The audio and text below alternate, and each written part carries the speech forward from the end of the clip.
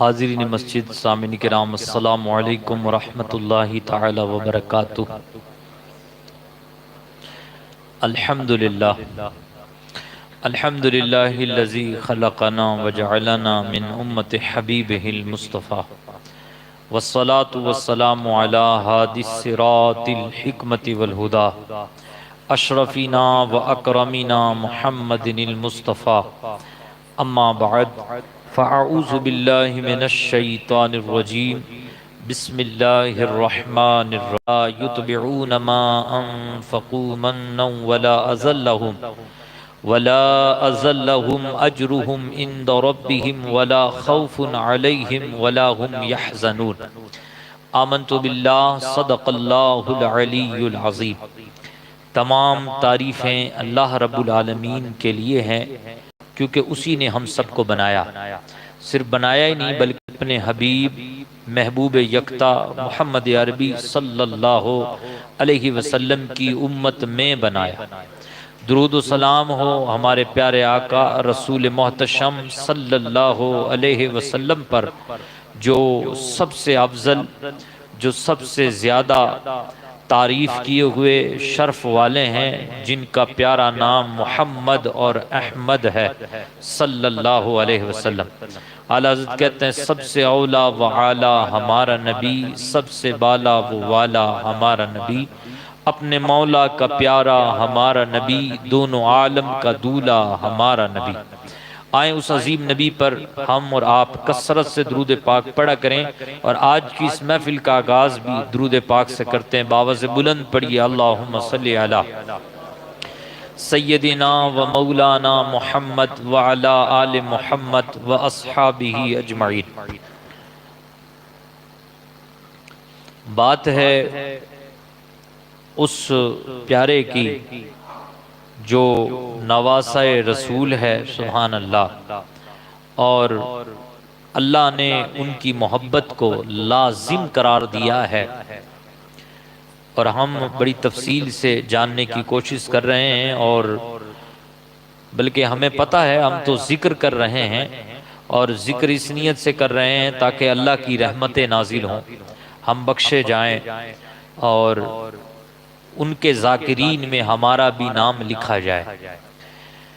अजीज़ान मोहतरम, जैसे कि हमारी बात 60 हिजरी के हवाले से यहाँ तक पहुँची थी कि हज़रत इमाम मुस्लिम रज़ी अल्लाह ताला अन्हु को हज़रत इमाम हुसैन ने कूफा भेज दिया, और उनके साथ रुक्का भी भेजा। और उस रुक्के में जो कुछ लिखा हुआ था उसको हमने कल बयान कर लिया। इमाम मुस्लिम जब वहां पहुंचे कूफा में, तो लोगों ने पलकें बिछाई, आपका इस्तकबाल किया, आपको बहुत ही जोशीना और जोशीला अंदाज में मोस्ट वेलकम कहा। देखते ही देखते 70,000 से ज्यादा लोगों ने आपके हाथ पर इमाम हुसैन की बैत कर ली। 70,000 लोगों ने, चारों तरफ प्यार, चारों तरफ मोहब्बतें, घर घर लोगों ने दावतें देना शुरू कर दी। इमाम मुस्लिम रज़ी अल्लाह ताला अन्हो ने इधर ये सारी कैफियत लिख करके भेज दी इमाम हुसैन के पास कि सरकार, माहौल बड़ा अच्छा है और सारे लोग हक की तरफ माइल हैं। ये अच्छा मौका है, जालिम जो दीन इस्लाम की सूरत को और सूरत हक्का को मस्क करना चाहता है, आप आए, इनके इमाम बने, रहबर बने, और इनकी मदद से इस्लाम का जो सही चेहरा है, इस्लाम में शरीयत का जो हक और दुरुस्त चेहरा है, उसको आप लोगों के सामने जाहिर करें। लेकिन इधर जो यजीद के हिमायती थे, उनके अंदर भी एक अजीब सी कुड़न पैदा हुई कि आखिर ये हो क्या गया। कूफा सारा का सारा इमाम हुसैन का इंतजार कर रहा है, और हजरत इमाम मुस्लिम पर लोग जो है मोहब्बतों के फूल निछावर कर रहे हैं। तो इन्होंने यजीद को खत लिखा और कहा कि सारा मामला खराब हो चुका है, तुम जो है जल्दी करके कुछ न कुछ बन बांधो। उधर यजीद बड़ा परेशान हुआ और यजीद ने जो है ना ये एक खत लिखा, कहा कि वहां गवर्नर होना चाहिए बड़ा तेज तरार, जो बागियों को फौरन सजा दे और जो इमाम अली मकाम रदी अल्लाह तआला अन्हु के हिमायती हैं उनको वापस रुजू करवाए उनकी बैत से, और जो ना माने उसको खत्म कर दे। उसने गौर फिक्र किया कि कौन उसके लिए बेहतर साबित होगा, तो खूब गौर फिक्र के बाद उसकी ये बात जहन में बैठी कि इसके लिए अब्दुल्ला इब्ने ज़ियाद काफी बेहतर रहेगा, जो पहले से ही बसरा का गवर्नर था। उस बसरा के गवर्नर को खत लिखा, इसने कहा कि भाई ऐसा है, तेरे पास अब 2 गवर्नरियां रहेंगी, बसरा का तू गवर्नर है ही, साथ में तू कूफा का भी गवर्नर रहेगा, और कूफा में ऐसे ऐसे मामलात हैं, तू जाकर के इसको बड़े अच्छे अंदाज से तू इसको मुंतजम कर, और अगर लोग नहीं मानते तो उनको खत्म कर दे, और इमाम हुसैन भी आए तो उनसे बैत ले लेना मेरी, और अगर वो बैत ना करें तो उनको भी कत्ल कर दें। ये यजीद ने इब्ने ज़ियाद को रुक्का लिखा, और इब्ने ज़ियाद बड़ा चालाक आदमी था, बड़ा शातिर आदमी था। उधर बसरा में भी हलचल थी, लेकिन वो हलचल इतनी नहीं थी जितनी कूफा में थी। खैर इब्ने ज़ियाद वहां से निकला, अपने भाई को नाइब बनाया, कहा कि मेरे बाद ये नाइब है, मैं नहीं रहूंगा, मैं कूफा जा रहा हूं, कूफा का भी हाकिम मैं हूं, बसरा का भी हाकिम मैं हूं, आज के बाद अमीरुल मोमिनीन यजीद का ये खत आया है, इसलिए ये मेरा भाई है, ये बसरा का हाकिम रहेगा, अगर किसी ने शरारत की और बगावत करने की कोशिश की तो एक ही सजा है, उसकी गर्दन मार दी जाएगी, और मैं पूरी छूट दे के जा रहा हूं। ये कह करके उसने जो है अपने खानदान के कुछ अफराद को लिया और कुछ दूसरे लोगों को लिया। कहा जाता है कि 500 अफराद के मुश्तमिल एक काफिला बन गया इसका। 500 अफराद को लेकर के ये बसरा से चला। जब ये मकामे कादसिया पे पहुंचा ना, हालांकि बीच में कुछ लोग छूट भी गए, लेकिन इसने परवाह नहीं की। जब ये मकामे कादसिया, एक मकाम है कादसिया, वहां जाकर के पहुंचा तो इसने जो है ना अज़राहे फरेब और लोगों को धोखा देने के लिए उसने हिजाजी कपड़ा पहना, यानी जैसे अरब के लोग कपड़ा पहनते हैं ऐसा कपड़ा इसने पहना, और दूसरे लोगों को कहा कि तुम बाद में आना। अपने साथ कुछ लोगों को ले लिया और ऊंटों पे सवार हो गया। हिजाजी कपड़ा पहनकर अज़राहे फरेब उस रास्ते पे चल पड़ा जो हिजाज से कूफा आता था। और ये कूफा में उस वक्त इंटर किया इसने, उस वक्त दाखिल हुआ कि जब तारीकी का माहौल था मगरिब और इशा के बीच में। लेकिन उस वक्त माहौल इतना गर्म था कि चारों ओर इमाम हुसैन का इंतजार हो रहा था। इधर इब्ने ज़ियाद ने जो है ना बड़ी शाइस्तगी के साथ और बड़ी चालाकी के साथ, मक्कारी के साथ ये तरीक़ेकार उसने इख्तियार किया। जब लोगों ने देखा ऊँटनियों पर कुछ लोग आ रहे हैं और हिजाजी कपड़ों में मलबूस हैं, तो लोग कहने लगे मरहबा मरहबा या नवासाए रसूल, आपको मुबारक हो, आप हमारी दावत पर तशरीफ लाए हैं। लोगों का हुजूम, नारे लगा रहे हैं लोग। इधर नौमान बिन बशीर उस वक्त मौजूद जो है हाकिम था कूफा का। नौमान बिन बशीर ने देखा कि इमाम हुसैन, उसने भी यही तस्वुर किया कि ये इमाम हुसैन आ रहे हैं, नवासाए रसूल आ रहे हैं, उसने भी यही तस्वुर किया। और लोगों की एक बड़ी भीड़ है उनके साथ और नारे लगाती आ रही है। उसने आगे से कुंडी लगा दी और ऊपर चढ़कर कहने लगा, ए नवासाए रसूल, मैं आपको अपनी अमानत नहीं दे सकता और ना मैं आपसे लड़ाई कर सकता हूं, क्योंकि आप नवासाए रसूल हैं, इसलिए खुदा के वास्ते आप यहां से चले जाएं।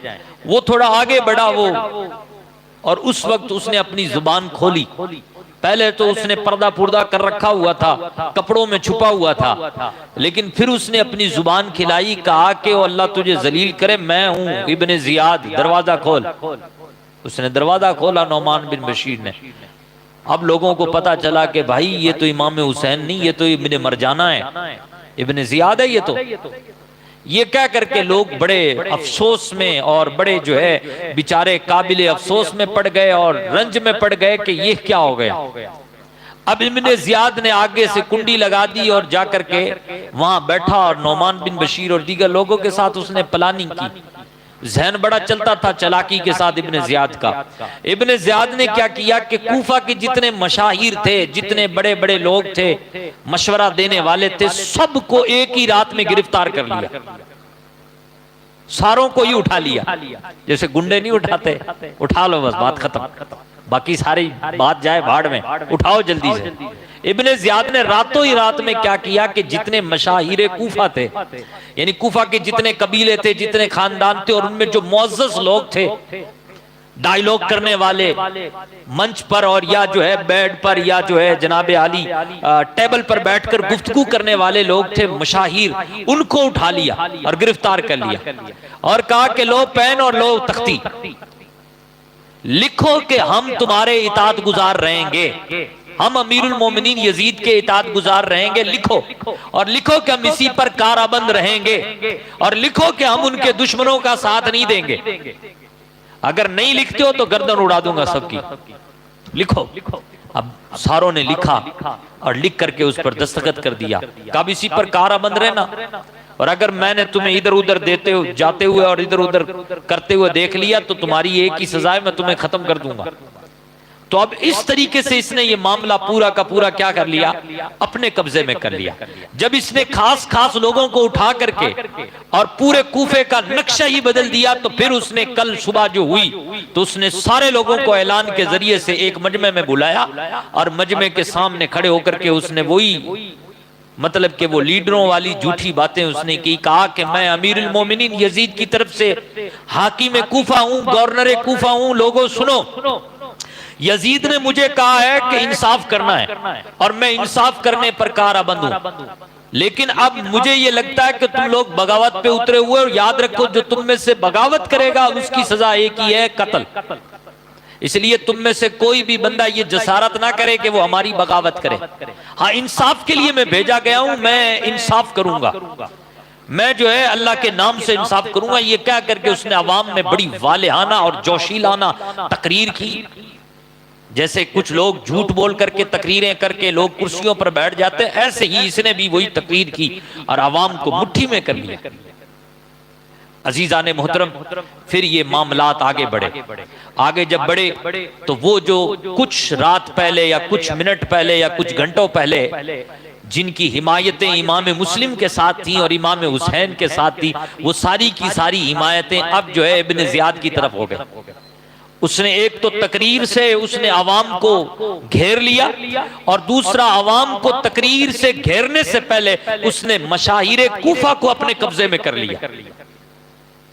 अब हजरत इमाम मुस्लिम रुके थे, कयाम गाह जो था कूफा में वो मुख्तार इब्ने उबैद सख्फी के यहाँ था गालिबन, या बाज लोग कहते हैं कि इब्ने औसजा के यहाँ था। आपने जो है ना ये मकाम छोड़ दिया।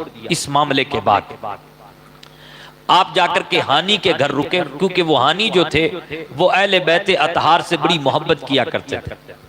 अच्छा, हानी जो थे वो अहले बैत से मोहब्बत भी किया करते थे, और दूसरी तरफ ये जो इब्ने जियाद का बाप है, इसका जो यानी अब्दुल्ला इब्ने जियाद, ये जो जियाद है इसका बड़ा एहसान था हानी पर।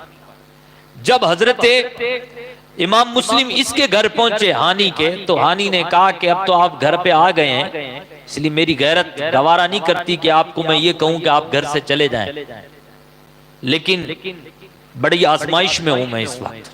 ये क्या करके उसने खैर एक खुफिया रूम दिया कि आप यहां पर आराम फरमाएं। अच्छा, इब्ने जियाद के साथ यहां पर एक छोटा सा वाकया अर्ज करके फिर हम वापस 23 हिजरी में जाएंगे 60 हिजरी से। यहां पर लिखा मुहर्रिकीन ने कि बसरा से वहां इब्ने जियाद के साथ एक बंदा आया था जिसका नाम था शरीक बिन आवार। वो अहले बैत से मोहब्बत करता था, लेकिन इब्ने जियाद की गैंग में और उसकी जमात में शामिल था, बसरा से आया था, और वो भी हानी के घर रुका हुआ था। और उसकी वजह यह थी कि वो रास्ते में ही बीमार हो गए थे। रास्ते में बीमार होने की वजह से वो हजरत हानी के घर रुके हुए थे।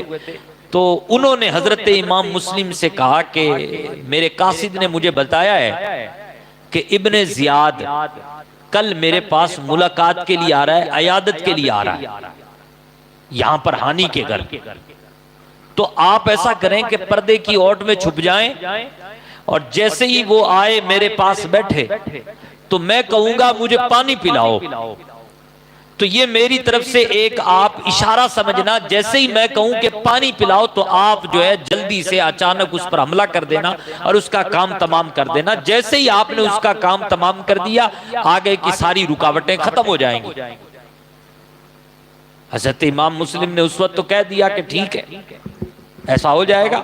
और हुआ भी ऐसा कि वो जो इब्ने जियाद था वो अयादत के लिए आया हानी के घर, और हजरत इमाम मुस्लिम एक ओट में छुप गए पर्दे के पीछे।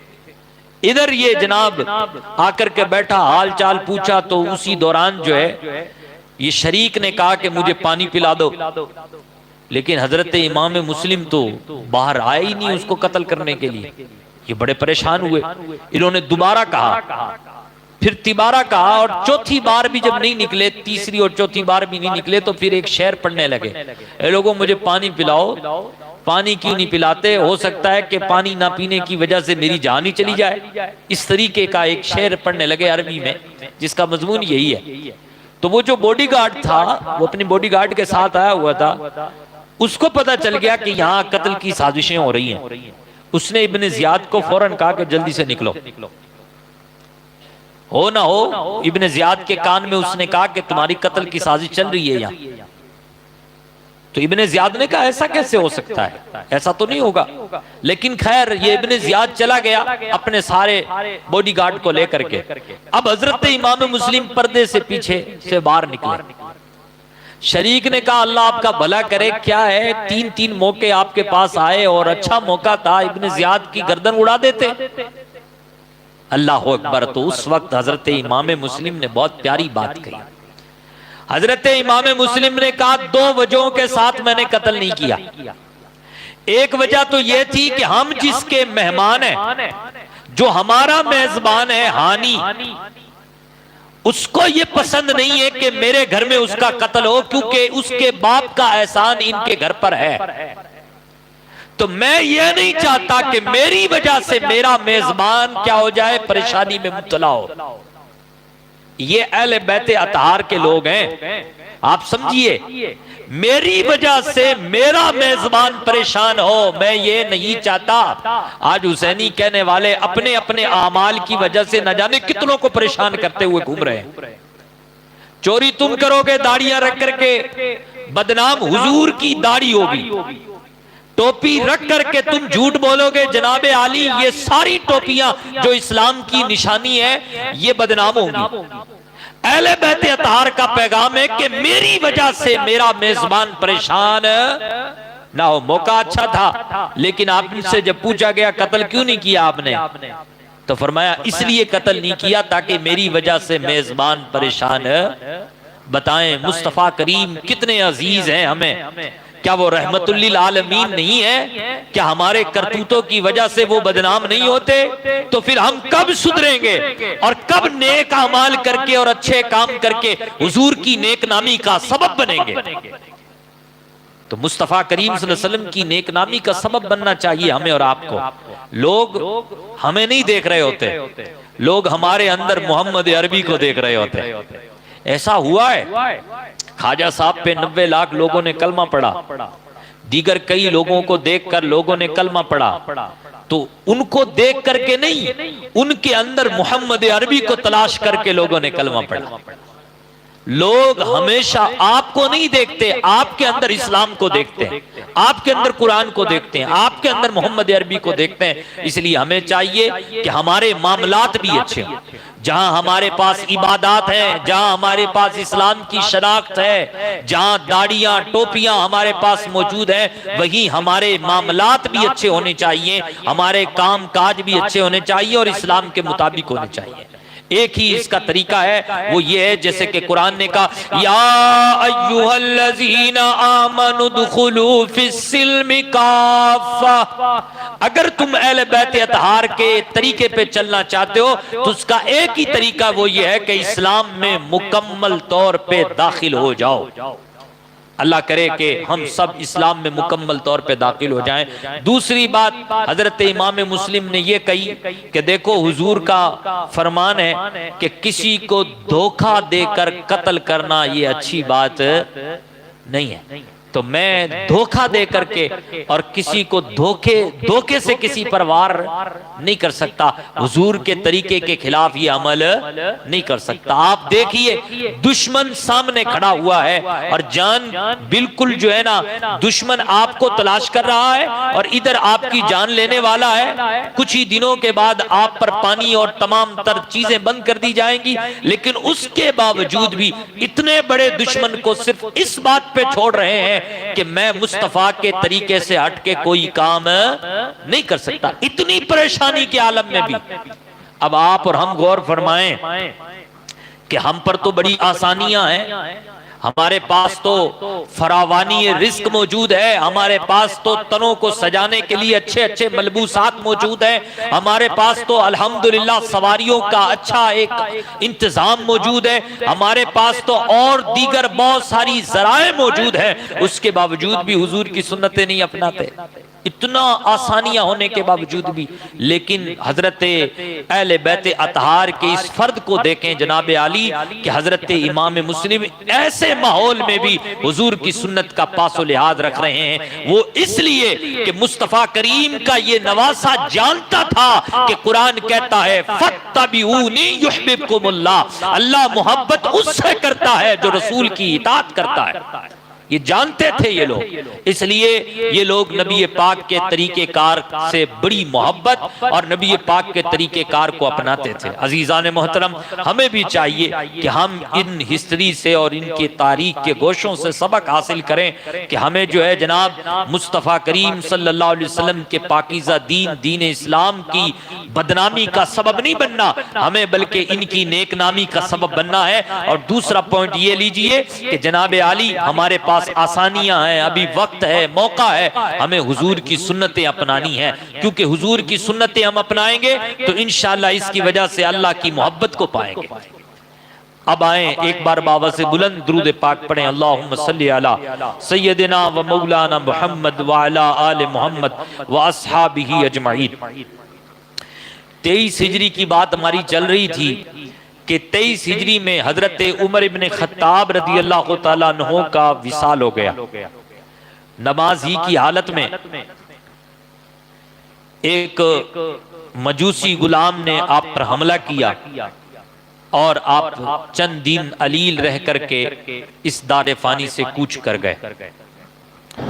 जब आप हालत मर्ज में थे, उसी इसना में थे, उसी कैफियत में थे, तो आपने ये नसीहत जरूर की थी कि जो बड़े बड़े हुजूर के 6 साहबा हैं जिनसे हुजूर राजी हैं, वो 6 साहबा मौजूद हैं, उन 6 साहबा में से किसी को खलीफा बनाना ये सबसे बेहतर होगा।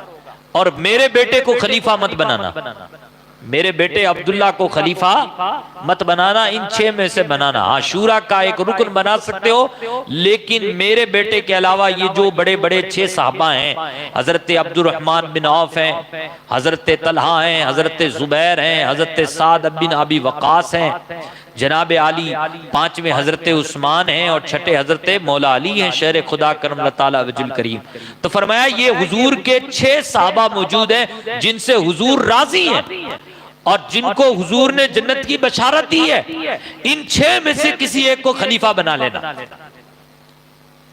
अब हुआ यूं कि हजरत उस्मान कैसे खलीफा बने, तो हजरत अब्दुर्रहमान बिन औफ ने इन 6 सहाबा की एक मीटिंग हुई और उसमें हजरत अब्दुर्रहमान बिन औफ ने कहा कि हम में से 3 लोग 3 को अपना हक दे दें, यानी अपना जो इख्तियार है वो 3 को दे दें और 3 अपने हक से दस्तबरदार हो जाएं।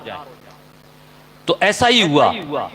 हजरत साद बिन अबी वकास रदी अल्लाह तआला अन्हु ने अपना हक हजरत अब्दुर्रहमान बिन औफ को दे दिया, हजरत तलहा ने अपना हक हजरत उस्मान को दे दिया और हजरत जुबैर ने अपना हक हजरत मौला अली शेर खुदा को दे दिया। तो 3 सहाबा अपने इस इख्तियार से क्या हो गए, दस्तबरदार हो गए। तो गोया के बचे कितने, 3। अब हजरत अब्दुर्रहमान बिन औफ ने इन तीन साहबा को, यानी मौला अली को, हजरत उस्मान को और खुद को एक कमरे में अलग एक तन्हाई में ले गए। तीनों के तीनों पहुंच गए और वहां जाकर के आपने बड़ी प्यारी गुफ्तगू की। हजरत अब्दुर्रहमान बिन औफ ने कहा कि देखो, मैं तो खलीफा बनूंगा नहीं, यानी मैं तो मना करता हूं कि मैं तो खलीफा बनूंगा नहीं। अब रह गए आप दोनों, तो अब आप दोनों में से वही खलीफा बनेगा जो सबसे अफजल होगा और जो लोगों के लिए सबसे भलाई चाहेगा। सबसे ज्यादा जो भलाई चाहने वाला होगा वही खलीफा होगा। अब आपने हजरत उस्मान से अलग ले जाकर के गुफ्तगू की और उसमें गुफ्तगू में यही थी कि भाई अगर हमने मौला अली को खलीफा बना दिया तो क्या आप बैत करेंगे? तो हजरत उस्मान ने कहा बिल्कुल करूंगा। मौला अली से जाकर के भी बात की। मौला अली से कहा कि अगर हमने हजरत उस्मान को खलीफा बना दिया तो क्या आप बैत करेंगे? मौला अली ने फरमाया बिल्कुल, मैं जो है बैत करूंगा और उनकी इताअत करूंगा। फिर उसके बाद हजरत अब्दुर्रहमान बिन औफ ने ऐलान कर दिया, कहा कि मैं हजरत उस्मान इब्ने अफ़्फ़ान को खलीफा बनाता। अब यहां पर यह बात आती है कि हजरत अब्दुर्रहमान बिन औफ ने हजरत अली को क्यों खलीफा नहीं बनाया, हजरत उस्मान बिन औफ को ही खलीफा, हजरत उस्मान बिन अफ़्फ़ान को ही क्यों खलीफा बनाया? तो इसकी कई वजूहात है। एक वजह यह है कि हजरत अब्दुर्रहमान बिन औफ जिस बड़े सरदार से या जिस बड़े सहाबी से मिलते थे, वो सहाबी यही कहता था खलीफा तो उस्मान होना चाहिए। तो आपने उन्हीं डाटे के मद्देनजर रखते हुए हजरत उस्मान इब्ने अफ़्फ़ान रज़ी अल्लाह तआला अन्हु को खलीफा बना दिया। और जैसे ही हजरत उस्मान बिन अफ़्फ़ान का नाम हजरत अब्दुर्रहमान बिन औफ ने लिया तो सबसे पहले जो बैत की वो हजरत मौला अली ने की। और फिर इस तरीके से सारे सहाबा आपकी बैत करके आपको अमीरुल मोमिनीन बना दिया गया। और हजरत उस्मान फिर तीसरे खलीफा, खलीफतुल मुस्लिमीन और अमीरुल मोमिनीन बन गए रज़ी अल्लाह तआला। 23 हिजरी में आप मनसबे खिलाफत पर जलवा फरोज हुए। आपका पहला खुतबा बड़ा कमाल का है।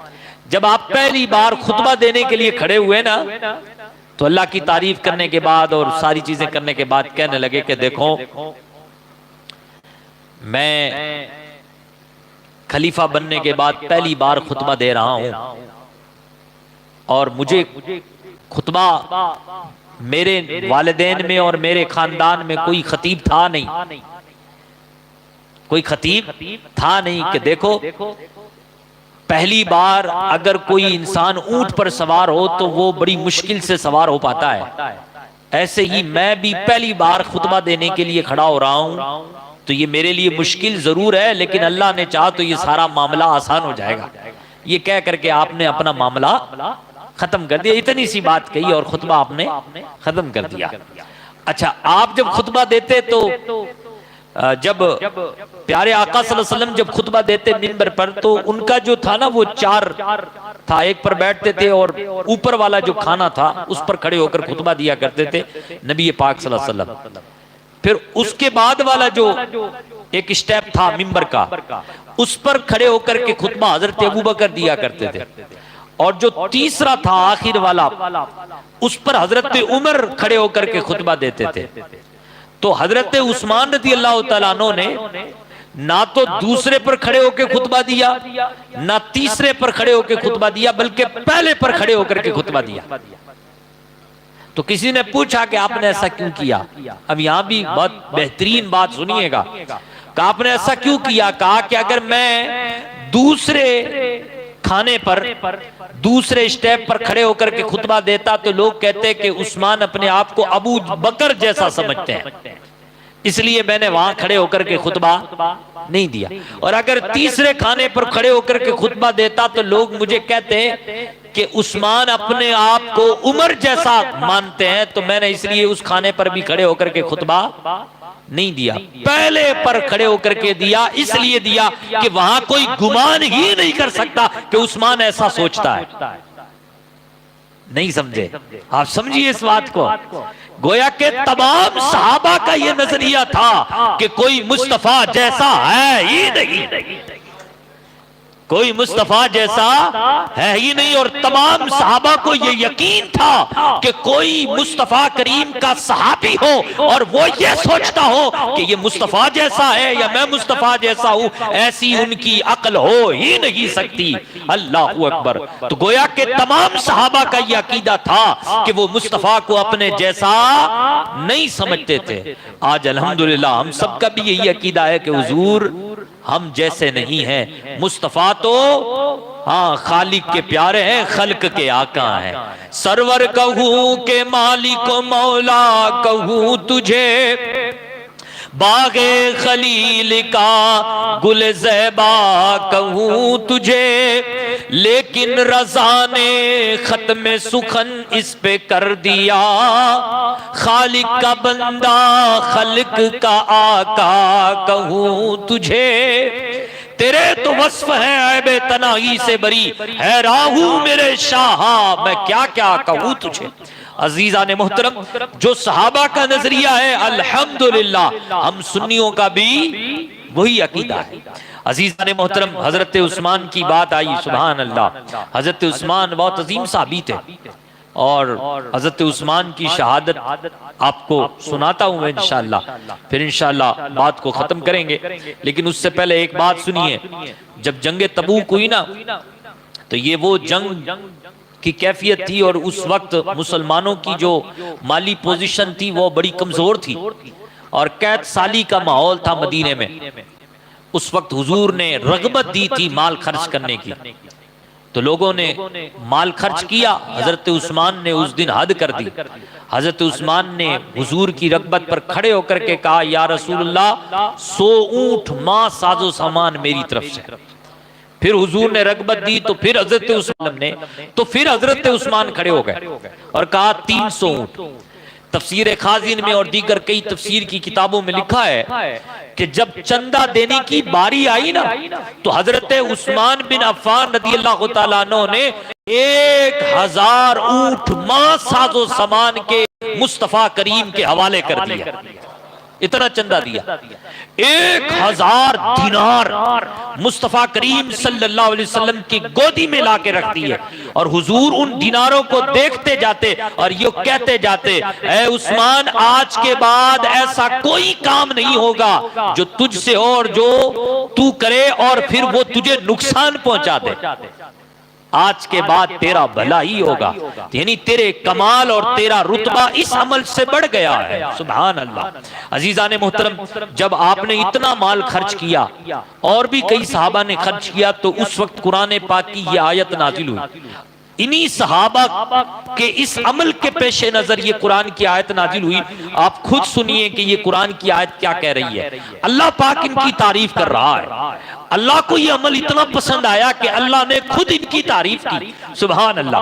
अल्लाह ने फरमाया, अल्लज़ीना युनफ़िक़ूना अम्वालहुम फी सबीलिल्लाहि सुम्मा ला युतबिऊन मा अनफ़क़ू मन्नन वला अज़न लहुम अजरुहुम इंदा रब्बिहिम वला खौफुन अलैहिम वला हुम यहज़नून। वो लोग जो अपने मालों को अल्लाह की राह में खर्च करते हैं और खर्च करने के बाद फिर एहसान नहीं जताते। फिर क्या नहीं करते? एहसान नहीं जताते। ये नहीं जताते कि मैंने जंग तबूक के मौके पे 1000 ऊंट खर्च किए थे। नहीं नहीं, खर्च कर दिए, बस सिर्फ खत्म। खर्च कर दिए अल्लाह को राजी करने के लिए, रसूल को राजी करने के लिए। ये वो लोग हैं सुभान अल्लाह। और एहसान भी नहीं जताते और तकलीफ भी नहीं देते। ये भी नहीं कहते कि मेरा भी हिस्सा होना चाहिए क्योंकि मैंने इतना खर्च किया है, मेरी भी पंचायती चलनी चाहिए क्योंकि मैंने इतना खर्च किया है। ऐसी कोई बात भी नहीं कहते। सुनो, अल्लाह के पास इनका अज्र है, इनके लिए अल्लाह के पास अज्र है। ये वो लोग हैं कि इन्हें किसी चीज का खौफ नहीं, इन्हें किसी चीज का गम नहीं, इन्हें किसी चीज का खौफ नहीं, इन्हें जहन्नम का खौफ नहीं है क्योंकि अल्लाह ने इनके नेक अमाल के सदके से, अल्लाह ने इनके ईमान की तकवीयत के सदके से इन्हें पहले से ही जन्नती बना दिया है। और इन्हें किसी चीज का गम नहीं है। अल्लाह अकबर। ये तमाम सहाबा इज़ाम में कहा जाता है कि एक बार एक मुनाफिक था और उसके घर में जो है ना एक दरख्त था, और उसका उस वक्त उस मुनाफिक की निफाकत जाहिर नहीं थी, छुपी हुई थी। तो उसका एक दरख्त था, तो वो दरख्त की जो टहनियां थी, वो टहनियां एक अंसारी सहाबी के मकान की तरफ झुकी हुई थी। तो कुछ फल वगैरह गिरते और उस अंसारी सहाबी के यहाँ चले जाते। तो अब जाहिर सी बात है, ये तो अल्लाह वाले लोग थे ना, तो ये हुजूर से कहने लगे, या रसूल अल्लाह, मेरे बच्चे भी हैं और फल होते हैं वो गिर जाते हैं, सारे फलों को मैं उनके यहाँ पहुंचा नहीं पाता, इसलिए आप कुछ कर्म फरमाएं और उससे कह दें कि भाई वो दरख्त है तो तुम्हारे घर में, लेकिन पूरा का पूरा झुका हुआ किधर है, मेरे आंगन में झुका हुआ है, तो वो मुझे ही दे दे ताकि मैं ही खरीद लूं, उसकी कीमत जो भी बने वो, ताकि मेरे लिए भी आसानी हो, मेरे बच्चों के लिए भी आसानी हो, और यूं जो है मैं आजमाइश में ना पड़ूं। तो प्यारे आका सल्लल्लाहु अलैहि वसल्लम ने उसको बुलाया, उस मुनाफिक को। हुजूर ने फरमाया कि तू इस दरख्त को इस अंसारी साहबी को दे दे, अल्लाह इसके बदले में तुझे जन्नत में एक दरख्त अता फरमाएगा। जन्नत का दरख्त ले ले और इस दरख्त को तू इसको बेच दे। वो मुनाफिक था, उसने कहा जन्नत किसने देखी है, मैं नहीं ले रहा। मुनाफिक था ना, दिमाग पे चला। उसने कहा नहीं नहीं नहीं, मैं नहीं बेचने वाला, ये तो मेरा है तो मेरा ही है, मेरा है तो मेरा ही है। अब हजरत उस्मान को ये बात पता चली, हजरत उस्मान को ये बात पता चली कि मुनाफिक है, और वो मुनाफिक जो है हुजूर के कहने पर भी उसने वो दरख्त उस सहाबी को नहीं दिया। तो अब हजरत उस्मान ने हद कर दी। हजरत उस्मान ने उसके मुंह में माल को ठोसा। माल को ठोसने का मतलब ये है कि हजरत उस्मान जाकर कहने लगे कि ऐसे कर, पूरे बाग की कीमत ले ले, ये एक दरख्त मुझे बेच दे। एक पूरे बाग की कीमत एक दरख्त पर दे दी, और एक दरख्त जब माल दिखाया हजरत उस्मान ने, तो वो फटाफट देने को तैयार हो गया। एक पूरे बाग की कीमत पर एक दरख्त खरीद लिया, और उस एक दरख्त को खरीद कर उस अंसारी सहाबी को उसका मालिक बना दिया। उस पर कुरान की आयत नाजिल हुई। वो आयत ये है, वयतजन्नबुहल अश्क़ा अल्लज़ी यस्लन नारल कुबरा सयज़्ज़क्करु मन यख़शा वयतजन्नबुहल अश्क़ा अल्लज़ी यस्लन नारल कुबरा। ये कुरान, ये मुस्तफा की बातें हैं। इससे वो ही नसीहत करता है जो अल्लाह से ज्यादा डरता है, और जो बदबख्त है वो तो इससे भागता है। जो बदबख्त है, शकी है, वो तो इससे भागता है। अनकरीब वो बड़ी आग में डाला जाएगा। वो जो बदबख्त है, यहां पर अल्लाह ताला ने हजरत उस्मान की तारीफ की, कहा कि वो तो अल्लाह से ज्यादा डरने वाला है, इसलिए हुजूर की बातों पे अमल करता है, और हुजूर की बातों पे अमल करने के लिए दुनिया लुटानी पड़ी तो लुटा देता है। सुभान अल्लाह। ये हजरत उस्मान इब्न अफ़्फ़ान है। बातें और भी बहुत हैं, लेकिन हम लंबा नहीं खींचेंगे। एक बात और सुनिए, अल्लाहु अकबर। मुस्तफा करीम सल्लल्लाहु अलैहि वसल्लम, हजरत अबू बकर और हजरत उमर और हजरत उस्मान रज़ियल्लाहु तआला अन्हु, ये तीनों खुलफा और चौथे हमारे प्यारे आका ओहद पहाड़ पर थे। तो ओहद पहाड़ हिलने लगा। जब ओहद पहाड़ हिलने लगा तो हुजूर ने फरमाया, उसबुत या ओहद, ए ओहद साबित कदम रहे, हिल मत। तो वो रुक गया। लेकिन हुजूर ने सिर्फ ये नहीं कहा कि तू अब हिल मत, बल्कि हुजूर ने ये फरमाया, मा अलैका, क्या तुझे पता नहीं है तेरे ऊपर एक नबी खड़ा है? क्या तुझे पता नहीं है कि एक सिद्दीक खड़ा है? क्या तुझे पता नहीं है कि दो शहीद खड़े हैं? अब आप बताइए, कोई और होता तो ना मानता, लेकिन हुजूर के साहबी जो हैं, जब हुजूर ने कह दिया कि दो शहीद खड़े हैं, तो गोया कि उमर को भी हुजूर ने कह दिया शहीद, और हजरत उस्मान को भी कह दिया शहीद। तो ये तो जनाब आली फिर शहादत का इंतजार करने लगे। हजरत उस्मान और हजरत उमर इब्ने खत्ताब क्या करने लगे? शहादत का इंतजार करने लगे। अल्लाहू अकबर। क्यों? इसलिए कि उन्हें पता था कि मुस्तफा करीम ने जो कह दिया है वो होके रहेगा।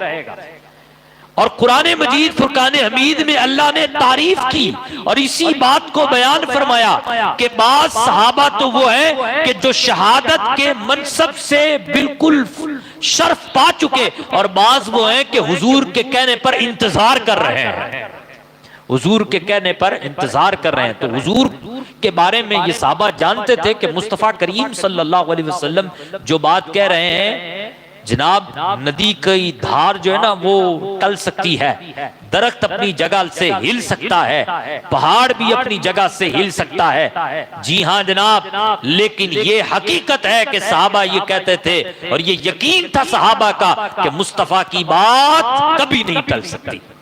नदी की धार को टाला जा सकता है, दरख्त को अपनी जगह से हिलाया जा सकता है और पहाड़ को भी अपनी जगह से हिलाया जा सकता है, लेकिन मुस्तफा को अपनी जगह से, मुस्तफा की बातों को अपनी जगह से टाला नहीं जा सकता। इसलिए सहाबा के इस तरीके को अल्लाह पाक ने बयान फरमाया और फरमाया कि सहाबा में बाज तो वो हैं कि जो शहादत के मनसब से फाइज हो गए, और बाज वो हैं कि इंतजार कर रहे हैं। इंतजार इसलिए कर रहे हैं कि उन्हें मुस्तफा करीम ने कहा जो था कि ये शहीद हैं। अल्लाह अकबर।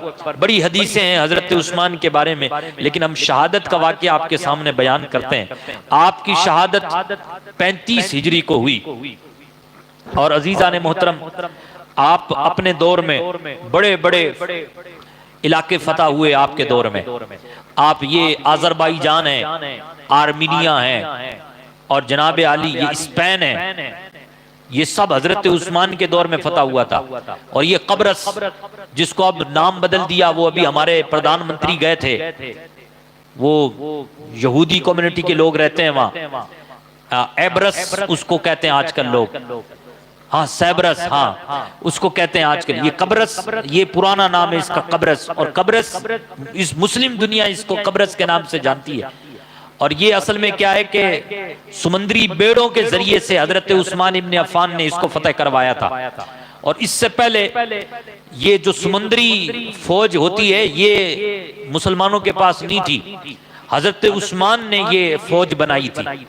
और ये हजरत साद बिन वक्कास रज़ियल्लाहु तआला अन्हु ने हजरत उमर से भी रिक्वेस्ट की थी, हजरत अमीर मुआविया ने भी रिक्वेस्ट की थी कि आप हमें ऐसी फौज बनाने का हुक्म इरशाद फरमाएं ताकि हम कई इलाके फतह करें। तो हजरत उमर ने मना कर दिया था कि मैं अपने हुजूर की उम्मत को ऐसी सवारियों पर सवार नहीं करना चाहता कि जो है हाँ वक्त आने पर पलट दे और उम्मत का नुकसान हो। खैर हजरत उमर ने मना कर दिया था, लेकिन फिर हजरत उस्मान ने इसको इजाजत दे दी, तो फिर उससे बड़े बड़े इलाके भी फतह हुए। तो ये बड़े बड़े इलाके फतह हुए, जमाना सही चलता रहा। 6 साल तक तकरीबन लोग खुश रहे आपसे। आखिर के जो कुछ साल है ना, वहां फिर मामलात बिगड़ गए, लोग नाखुश हो गए हजरत उस्मान से। नाखुश कैसे हुए, उसकी कई वजूहात हुई। वो यूं हुआ कि हजरत उस्मान इब्ने अफ़्फ़ान ने मिस्र का एक गवर्नर तब्दील कर दिया। पहले कोई और गवर्नर था, फिर अब्दुल्ला बिन सरी के नाम से इनको जो है मिस्र का गवर्नर बना दिया। कुछ माल को लेकर के बैतुल माल के खजाने में कमी आ रही थी, जिसकी वजह से उन्होंने इनको हाकिम बना दिया। अच्छा, आपने जिस मकसद के तहत बनाया था वो मकसद भी पूरा हुआ। जब पहले गवर्नर थे तो आप उनसे कहते थे कि भाई बड़ा खजाने में कमियां आ रही हैं, तमाम तर मामलात कैसे मिस्र के हल हो पाएंगे जब इतना कम आमदनी हो रही है मिस्र से। तो वो जो गवर्नर थे वो कहते थे कि हमारी ऊँटनियां जो है ना उनमें दूध बहुत कम है, तो हमारी ऊँटनियां उतना ही दूध देंगी जितना उनके पास है। ये कह करके हजरत उस्मान को खत लिखा उन्होंने। तो हजरत उस्मान ने फिर कई दिनों के बाद जो है ये गवर्नरी तब्दील कर दी। आपने मिस्र का नया गवर्नर बना दिया अब्दुल्ला बिन सरी। और हजरत उस्मान ने जिस मकसद के तहत बनाया था ना, उस मकसद में हजरत उस्मान कामयाब भी हुए। यानी पहले अगर मिस्र से आमदनी 25,000 की होती थी तो अब 50,000 की हुई, यानी आधी बढ़ गई। तो हजरत उस्मान ने पहले वाले गवर्नर से कहा कि आपने कहा था कि दूध ऊँटनियों का कम हो गया है, कोई निकालने वाला हो तो आधे से ज्यादा हो जाता है। तो फिर सामने से उन्होंने भी जवाब दिया था कि आप बच्चे भूखे रह गए, दूध का करोगे क्या? ऊँटनी के बच्चे भूखे रह गए, दूध का क्या करोगे? तो गोया कि अच्छा इशारा था, लेकिन देखें ये मामलात हैं। और ये फिर मामलात इतने आगे बढ़े कि बात यहां तक पहुंची कि मिस्र से 500 अफराद पर मुश्तमिल एक काफिला आया और शिकायतें लेके आया अब्दुल्ला बिन सरी की, जो गवर्नर बनाए गए थे मिस्र के। और कहा गया कि इन्होंने कईयों का कत्ल किया है और ऐसा ऐसा इन्होंने किया है। तो कई सहाबा को बताया गया, तो सहाबा भी भरम हुए और सहाबा ने कहा कि आप ऐसे बंदे को माजूल क्यों नहीं कर रहे जिस पर कत्ल का इल्जाम है? तो हजरत उस्मान बिन अफ़्फ़ान ने इन मिस्रियों को मुखातब करके कहा कि तुम मुझे बता दो कौन से बंदे को हाकिम बनाना है, गवर्नर बनाना है, मैं उसको गवर्नर बना देता हूं और उसको माजूल कर देता हूं। तो मिस्रियों ने कहा कि आप मोहम्मद इब्न अबू बकर, हजरत अबू बकर के बेटे मोहम्मद, कहा इनको गवर्नर बना दो। तो मोहम्मद बिन अबू बकर को हजरत ने लिख के दे दिया कि हमने इसको गवर्नर बनाया। अब ये काफिला यहां से रवाना हुआ। जब ये तीसरी मंजिल पे पहुंचा ना, तो इन्होंने देखा कि एक हबशी गुलाम है, वो ऊंटनी पर तेज रफ्तार के साथ भागा जा रहा है और उसकी कैफियत बता रही है कि दो हाल से खाली नहीं, या तो किसी आका से भाग रहा है या जो है आका का पैगाम लेके जा रहा है और बड़ी तेजी के साथ है। तो लोगों ने, इस काफिले वालों ने उसको पकड़ लिया और पकड़ के और उसको अपने कब्जे में कर लिया। और उसके पास खत निकला और उस खत में ये लिखा कि ये मोहम्मद और ये फलां फलां फलां लोग आ रहे हैं, तो तुम इन्हें पहली फुर्सत में कत्ल कर देना और उसके बाद इस रुके को कहीं छुपा देना। तो अब लोगों ने कहा कि ये कौन है गुलाम जिसने ऐसा खत लिखा हुआ है और वो भी मिस्र के गवर्नर के नाम भेजा जा रहा है? तो किसी ने कहा कि ये तो जनाब ये उसका मरजाना का गुलाम है। तो किसी ने कहा कि नहीं नहीं, ये अमीरुल मोमिनीन का गुलाम है। अब उसको पकड़ के लाया गया हजरत उस्मान इब्ने अफ़्फ़ान रज़ियल्लाहु तआला अन्हु की बारगाह में। तो हजरत उस्मान की बारगाह में जब लाया गया तो हजरत उस्मान से पूछा गया ये गुलाम आपका है? तो आपने फरमाया गुलाम तो मेरा है। कहा ये ऊंट ये भी आपका है? कहा ये ऊंट भी मेरा है। कहा फिर ये खत क्या आपने लिखा है? तो आपने फरमाया कि ये खत ना तो मैंने लिखा है ना मैंने किसी को हुक्म दिया है कि वो लिखे, क्योंकि खत में ऐसी बातें थी। और हजरत उस्मान ने वाज़े मना फरमा दिया और अल्लाह की कसम खा के कहा कि अल्लाह की कसम, ना तो मैंने लिखा है इसे और ना मैंने किसी को हुक्म दिया है कि ऐसा खत लिखा जाए। अब ये मामला बहुत तशवीशनाक हो गया और बलवाई जो थे वो मिस्र से जो आए हुए थे, ये जोश में और गुस्से में मजीद भड़क उठे। और सहाबाई किराम ने भी कहा कि ये तहरीर तो उसकी लग रही है मरजाना की, उसको हमारे हवाले करो। तो हजरत उस्मान ने फरमाया कि मैं उसको हवाले नहीं कर सकता, क्योंकि लोगों की तहरीरें तो एक दूसरे से मुतशाबे होती है, लेकिन मैं इनको हवाले नहीं कर सकता।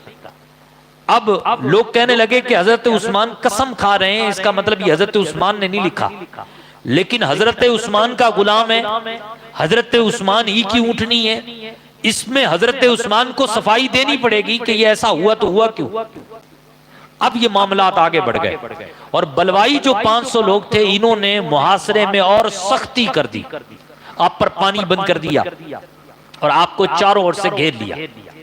फिर हुआ यूं कि हजरत उस्मान इब्ने अफ़्फ़ान ने पानी मांगा।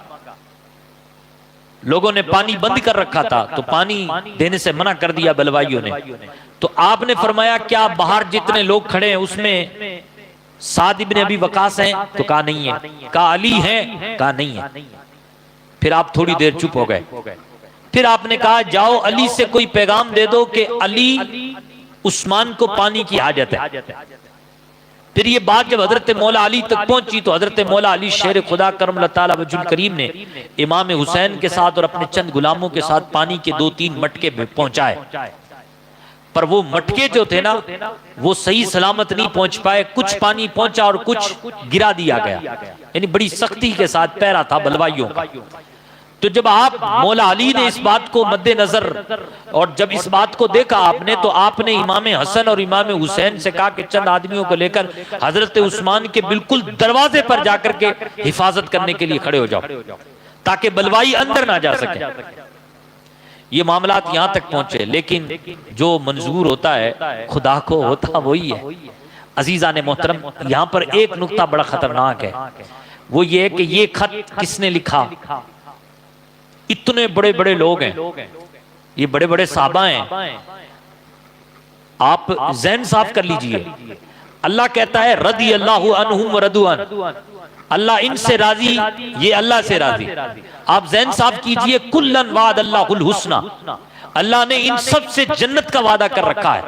आप ज़हन साफ कीजिए, अल्लाह कहता है उलाइका हुमुल मुफलिहून, ये सारे कामयाब हैं। कुरान इनके बारे में कहता है उलाइका हुमुल मुत्तकून, ये सब मुत्तकी हैं। लेकिन फितना, शैतान इतना बड़ा चलाक है, चाहे वो इंसानों का हो, जिन्नातों का हो, किसी में से हो, वो इतना बड़ा चलाक है कि जनाब पता नहीं चलने देता, वो फितना लोगों के दरमियान बो देता है। ये इस तरीके से फितना हुआ, सारे साहबा भी मुंतशिर हुए, लोग अलग से रह गए। लेकिन फिर दो बलवाइयों ने क्या किया कि छुपके से रात की तारीकी में छत कूद करके गए और अंदर जाकर के, अंदर कई साहबा का पैरा नहीं था, दरवाजे पर था और बलवाई शोर भी मचा रहे थे। ये ऊपर से कूद करके गए, या छत के कोने पर था तो ये अपना हिसाब किताब देख करके गए और अंदर जाकर के हजरत उस्मान को शहीद कर दिया। रिवायतों में यह आता है कि जिसने आपको शहीद किया उसमें से एक बलवाई का नाम असवद था। इस तरीके से आपकी शहादत हो गई। फिर आपकी जो एहलिया थी हजरत उस्मान की, वो छत पर चढ़ करके कहने लगी कि हजरत उस्मान अमीरुल मोमिनीन को शहीद कर दिया गया है। तो उस वक्त सारे सहाबा ने अपने सर को पकड़ लिया और कहा यह क्या हो गया, ऐसा कैसे हो गया। गोया के पूरी साजिश थी दुश्मन की और शैतान की कि वो किसी तरीके से एक ऐसा जाल मुसलमानों के दरमियान बुनाए कि जिस जाल में सारे लोग फंसते चले जाएं और हम अमीरुल मोमिनीन को क्या कर दें, शहीद कर दें। और शैतान इसमें कामयाब हो गया। जो इस्लाम को मिटाने वाले लोग थे वो इसमें कामयाब हो गए। हजरत उस्मान इब्न अफ़्फ़ान 35 हिजरी में जिलहिज्जा के महीने में आपकी शहादत हो गई। आप कुरान पढ़ते हुए आप पर दुश्मन ने वार किया। जब आप पर कुरान पढ़ रहे थे और आप कुरान पाक की इस आयत पे फसयकफ़ीकहुमुल्लाह, इस पे खून के दो तीन कतरे भी गिरे और उसी हालत में आपकी रूह कुफ्से उनसरी से परवास कर गई। इन्ना लिल्लाहि व इन्ना इलैहि राजिऊन। अजीज़ान मोहतरम, होशियार रहिए, चौकन्ना रहिए, शैतान आपका बड़ा दुश्मन है। कुरान कहता है इन्न शैतान लिल इंसानी अदुव्वुम मुबीन, बेशक शैतान इंसान का खुला दुश्मन है। कुरान मजीद फुरकान हमीद ने खुले तौर पे कहा है इन्नमा युरीदु शैतान अन युक़िअ बैनकुमुल अदावति वल बग़दा। कुरान ने सहाबा के बारे में ये तारीफ की है, अशिद्दाउ अलल कुफ़ार रुहमाउ बैनहुम, ये आपस में बड़े प्यार और प्रेम वाले हैं। लेकिन शैतान का काम है लोगों को नफरतों में बांट देना, लोगों के दरमियान किसी तरीके से ऐसी जाल चलाना कि लोग सारे फंसते चले जाएं। अजीज़ान मोहतरम, इस तरीके से हजरत उस्मान की शहादत हुई और 35 हिजरी के बाद हजरत मौला अली खलीफा बने। अल्लाह अकबर। जब लोगों ने मौला अली रज़ी अल्लाह तआला अन्हु से बैत करने का इरादा किया तो मौला अली ने कहा काहे की बैत, बैत कैसी बैत, हजरत उस्मान का इंतकाल हो गया, हजरत उस्मान को लोगों ने शहीद कर दिया, हम यहीं थे और फिर भी हजरत उस्मान को शहीद कर दिया। हजरत मौला अली ने भी इस पर अफसोस किया कैसे कैसे हो गया। अजीज़ान मोहतरम, बस आप और हम इससे यही सबक हासिल करें कि आप शैतान से चौकन्ना रहें और हमेशा अल्लाह तबारक व तआला की बारगाह में दुआ करते रहें कि अल्लाह पाक हमें अहले मोहब्बत में से बनाए रखे और अहले नफरत से दूर रखे। मौला करीम सहाबा का हमेशा पैरोकार रखे। अल्लाह करीम हम सब के गुनाहों को माफ़ फरमाए, अपने फजल से हम सब के इस मजलिस को अपनी बारगाह में कबूल व मकबूल फरमाए। अल्लाहुम्मा सल्लि अला सय्यदिना व मौलाना मुहम्मद व अला आलि मुहम्मद व अस्हाबिही अजमाइन। अल्लाहुम्मा रब्बना रब्बिश्रह ली सदरी व यस्सिर ली अमरी वहलुल उक़दतम मिन लिसानी यफ़क़हू क़ौली। अल्लाहुम्मा रब्बना सब्बित अलल ईमान। अल्लाहुम्मा रब्बना सल्लिम अलल इस्लाम। या रब्बना या रब्बना या रब्बना या अरहमर राहिमीन। या मौला अज़्ज़ व जल अपने करम से, अपने फ़ज़ल से हम सब की इस महफ़िल को अपनी बारगाह में कबूल व मकबूल फरमा। हम सब के गुनाहों को माफ़ फरमा। मौला दुनिया भर में जितने लोग परेशान हाल हैं उनकी परेशानियों को दूर फरमा। मौला जो बेरोज़गार हैं अपने करम से उन्हें साहिब रिस्क बना दे। जो बे औलाद हैं उन्हें औलाद वाला बना दे। अपने करम से, अपने फ़ज़ल से मौला हम सब की जायज़ दुआएं अपनी बारगाह में कबूल फरमा। खुसूस बिलखुसूस बारान रहमत का नुज़ूल फरमा। मौला पाक रहमत की बारिश बरसा। ए मौला रहमत की बारिश बरसा। अल्लाहुम्मा रब्बना तक़ब्बल मिन्ना इन्नका अंतस समीउल अलीम। अल्लाहुम्मा रब्बना रब्बिश्शरह ली सदरी व यस्सिर ली अमरी वहलुल उक़दतम मिन लिसानी यफ़क़हू क़ौली। सुब्हान रब्बिका रब्बिल इज़्ज़ति अम्मा यसिफ़ून व सलामुन अलल मुरसलीन वल्हम्दुलिल्लाहि रब्बिल आलमीन।